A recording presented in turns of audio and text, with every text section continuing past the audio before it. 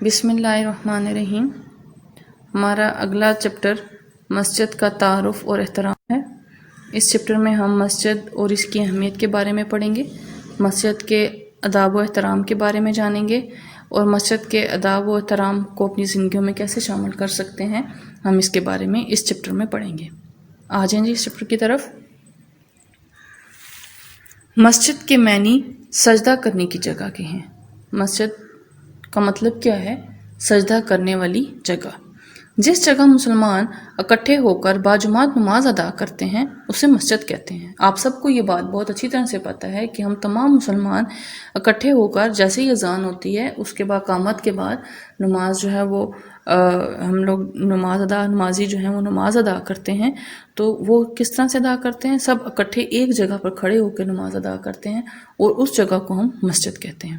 مسجد میں نماز ادا کرنے کے علاوہ اللہ تعالیٰ کا ذکر بھی کیا جاتا ہے۔ صرف نماز نہیں پڑھی جاتی ہے بلکہ وہاں پر اللہ کا ذکر بھی کیا جاتا ہے، قرآن مجید کی تلاوت بھی کی جاتی ہے۔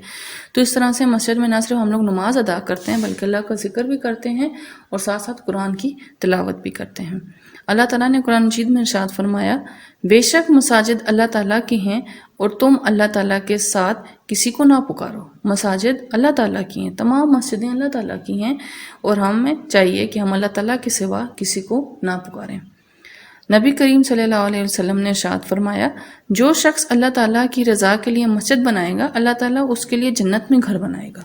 اگر ہم دنیا میں مسجد تعمیر کرتے ہیں تو اللہ تعالیٰ ہمارے لیے جنت میں گھر بناتے ہیں۔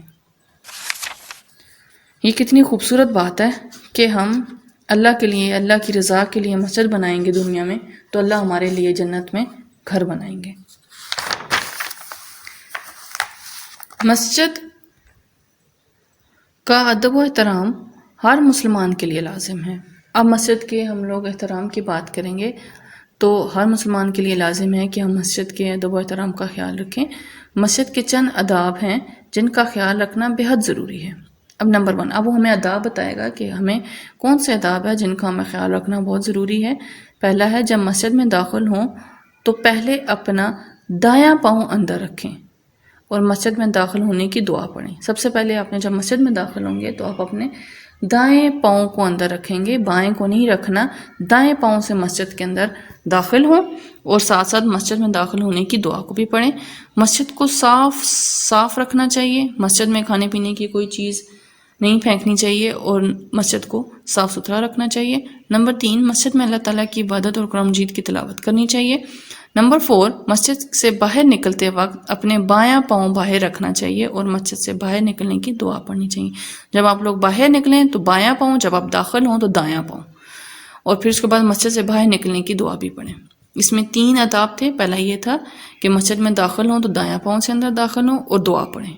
مسجد کو صاف رکھیں، مسجد میں اللہ تعالیٰ کی عبادت اور قرآن مجید کی تلاوت کریں، اور لاسٹ پوائنٹ ہے، جب مسجد سے باہر نکلیں تو بایاں پاؤں باہر نکالیں اور مسجد سے باہر نکلنے کی دعا بھی پڑھیں۔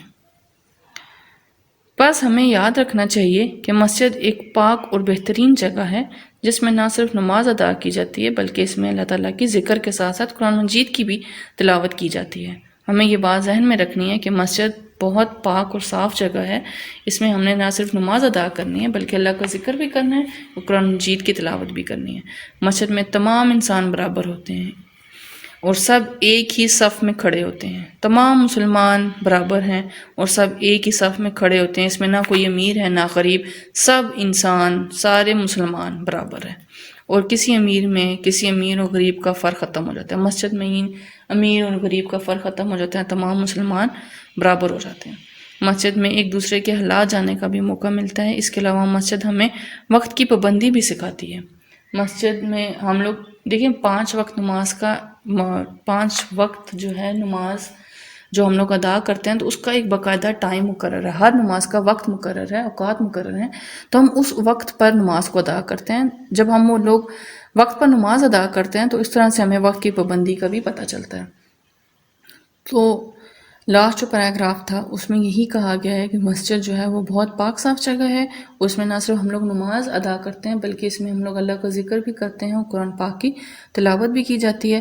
اچھا، مسجد میں جو سب سے اہم بات یہ ہے کہ مسجد میں جب جاتے ہیں تو تمام انسان برابر ہو جاتے ہیں. وہاں پہ امیری غریبی کا فرق جو ہے وہ سب ختم ہو جاتا ہے. تمام مسلمان ایک ہی صف میں کھڑے ہو کر نماز ادا کرتے ہیں.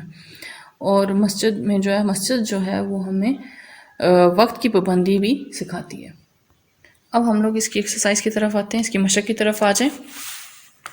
مسجد میں کون سا فرق ختم ہو جاتا ہے؟ ابھی میں نے آپ کو بتایا ہے مسجد میں تمام انسان برابر ہو جاتے ہیں اور سب ایک ہی صف میں کھڑے ہو کر نماز ادا کرتے ہیں. اس طرح ان میں امیر اور غریب کا فرق ختم ہو جاتا ہے. مسجد کی فضیلت کے بارے میں دوسرا کوشچن ہے، مسجد کی فضیلت کے بارے میں نبی کریم صلی اللہ علیہ وسلم، اچھا اس کے ساتھ آپ کی بک میں صرف نبی کریم صلی اللہ علیہ وسلم کا ارشاد مبارک لکھا ہے. آپ اس کوشچن کو تھوڑا سا ایک پوائنٹ اور ایڈ کر لیں. اس میں مسجد کی فضیلت کے بارے میں نبی کریم صلی اللہ علیہ وسلم اور قرآن مجید میں کیا ارشاد ہے؟ آپ کوشچن کیا لکھیں گے؟ مسجد کی فضیلت کے بارے میں نبی کریم صلی اللہ علیہ وآلہ وسلم اور قرآن مجید میں کیا ارشاد ہے. یہ اس طرح سے کوشچن آپ نے بنانا ہے اور اس میں اس کا آنسر جو ہے وہ آپ لوگوں کو ملے گا پیج نمبر 35 پہ. قرآن مجید میں آپ نے لکھنا ہے، قرآن یہاں سے شروع کرنا ہے. مسجد کی فضیلت کے بارے میں قرآن مجید میں ارشاد فرمایا ہے، بے شک مساجد اللہ کے لیے ہیں اور تم اللہ تعالیٰ کے ساتھ کسی کو نہ پکارو. ہم نے قرآن مجید کا ارشاد بتایا، اب ہم نبی کریم صلی اللہ علیہ وآلہ وسلم کا ارشاد مبارک بتائیں گے. جو شخص اللہ تعالیٰ کی رضا کے لیے مسجد بنائے گا، اللہ تعالیٰ اس کے لیے جنت میں گھر بنائے گا. یہ دو ارشادات ہیں، قرآن مجید کا ارشاد اور نبی کریم صلی اللہ علیہ وسلم کا ارشاد مبارک. آپ نے یہ دونوں اس کوشچن میں لکھنے ہیں جو کہ سوال نمبر 2 تھا. سوال نمبر 3 ہے، مسجد کے کوئی سے 2 نہیں لکھنے بلکہ اس کو بھی آپ لکھیں، مسجد کے آداب لکھیں. اب مسجد کے 4 آداب آپ کی کتاب میں بتائے گئے ہیں اور یہ ہے صفحہ نمبر 36 پہ. اسی پیج کے اوپر ٹاپ پہ اس کے آداب بیان کیے گئے ہیں. مسجد کے چند آداب درج ذیل ہیں. جب مسجد میں داخل ہوں تو اپنے دایاں پاؤں اندر رکھیں اور مسجد میں داخل ہونے کی دعا پڑھیں. نمبر 2، مسجد کو پاک صاف رکھیں. نمبر 3، مسجد میں اللہ تعالیٰ کی عبادت اور قرآن مجید کی تلاوت کرنی چاہیے.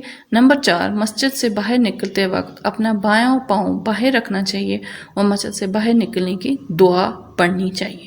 یہ ہے جی آنسر سوال نمبر 3 کا. اگلا سوال ہے، دیے گئے فقرات کو مکمل کیجیے. خالی جگہ پورے کرنی ہے آپ نے، فل ان دا بلینکس ہیں.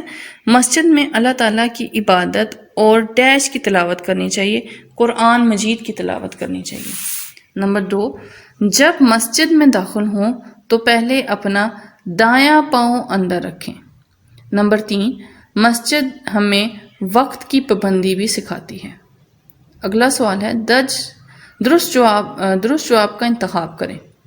جس جگہ مسلمان اکٹھے ہو کر باجماعت نماز ادا کرتے ہیں اسے ڈیش کہتے ہیں. الف مسجد، بے مدرسہ، جیم گھر. تو اس کا آنسر ہے مسجد. نمبر 2، بے شک مساجد ڈیش کے لیے ہیں، اللہ تعالیٰ کے لیے، انبیاء کرام صلی اللہ علیہ وسلم کی، صحابہ کرام رضی اللہ تعالیٰ عنہ کے لیے. اس کا درست جواب ہے اللہ تعالیٰ کے لیے. بے شک مساجد اللہ تعالیٰ کے لیے ہیں. نمبر 3 ہے اس کا، پاک اور بہترین جگہ ڈیش ہے، مکتب، مسجد، بازار. تو پاک اور بہترین جگہ اس کا جواب ہے مسجد ہے. درست بیانات کے سامنے ٹک کا نشان لگائیں جبکہ غلط بیانات کے سامنے کراس کا نشان لگائیں. مسجد میں سب ایک ہی صف میں کھڑے ہوتے ہیں، یہ بات درست ہے. نمبر 2، مسجد سے باہر نکلتے وقت پہلے اپنا دایاں پاؤں باہر رکھنا چاہیے. اب باہر نکلنے کی بات ہو رہی ہے تو جب اندر داخل ہوتے ہیں تو دایاں پاؤں اندر رکھتے ہیں، لیکن جب مسجد سے باہر نکلتے ہیں تو بایاں پاؤں باہر نکالنا چاہیے، تو یہ غلط ہے. مسجد کا ادب و احترام ہر مسلمان کے لیے ضروری ہے، یہ بات درست ہے. یہ تھا جی ہمارا اس چیپٹر. اس کو ہم نے اس کی ایکسرسائز، اس کے فل ان دا بلینکس، ٹرو فالس اور اس کے درست جوابات کا انتخاب جو ہے یہ آپ نے بک پر ہی مکمل کرنا ہے. لیکن یہ جو 3 سوالات کے جوابات ہیں جن کا میں نے ابھی آپ کو جوابات بتائے ہیں، آپ نے یہ سارا جو ہے وہ اپنی نوٹ بک پہ کمپلیٹ کر کے پھر مجھے اس کی پکچر لے کے آپ نے مجھے اس کو میل کرنا ہے.